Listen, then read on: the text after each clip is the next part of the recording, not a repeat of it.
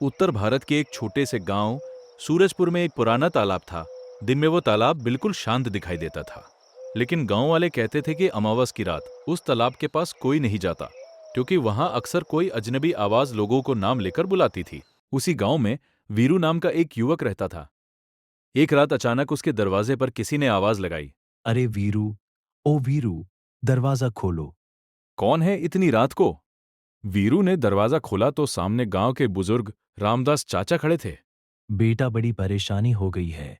मेरी भेड़ तालाब की तरफ चली गई है। इस वक्त चाचा, अभी तो रात भी बहुत गहरी है। अगर अभी नहीं ढूंढी तो सुबह तक पता नहीं कहाँ चली जाएगी। वीरू कुछ पल सोचता रहा। भैया मत जाओ। आज अमावस है और तालाब वाला रास्ता ठीक नहीं है। चिंता मत करो, मैं जल्दी लौट आऊंगा। वीरू ने एक टॉर्च उठाई और तालाब की तरफ चल पड़ा।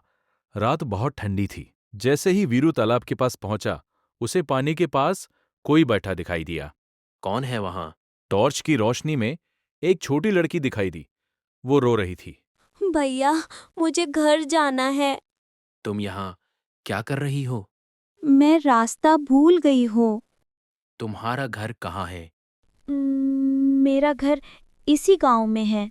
वीरू को थोड़ा अजीब लगा, क्योंकि उसने इस लड़की को गांव में कभी नहीं देखा था। दोनों धीरे धीरे गांव की ओर चलने लगे। लेकिन चलते चलते वीरू को एक अजीब बात महसूस हुई।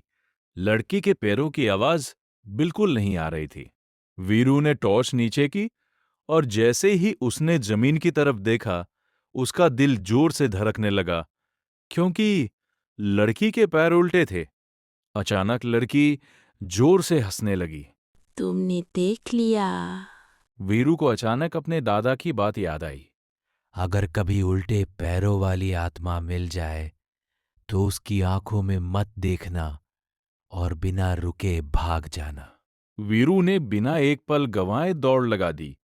पीछे से जोर जोर की हंसी गूंजने लगी। भागो मत, अभी तो खेल शुरू हुआ है।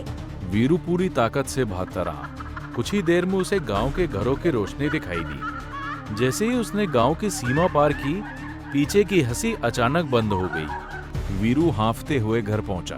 भैया क्या हुआ? आप इतने डरे हुए क्यों हो? आज अगर मैं एक सेकंड और रुक जाता तो शायद वापस नहीं आता। उस रात के बाद वीरू ने कभी भी तालाब वाले रास्ते की तरफ देखना भी छोड़ दिया। और सूरजपुर के लोग आज भी कहते हैं, अमावस की रात तालाब के किनारे एक लड़की रोती हुई दिखाई देती है, और जो भी उसकी मदद करने रुकता है वह फिर कभी गांव वापस नहीं आता। रुकिए, अगर आपको वीडियो अच्छी लगी होगी तो लाइक, शेयर और सब्सक्राइब जरूर कीजिए।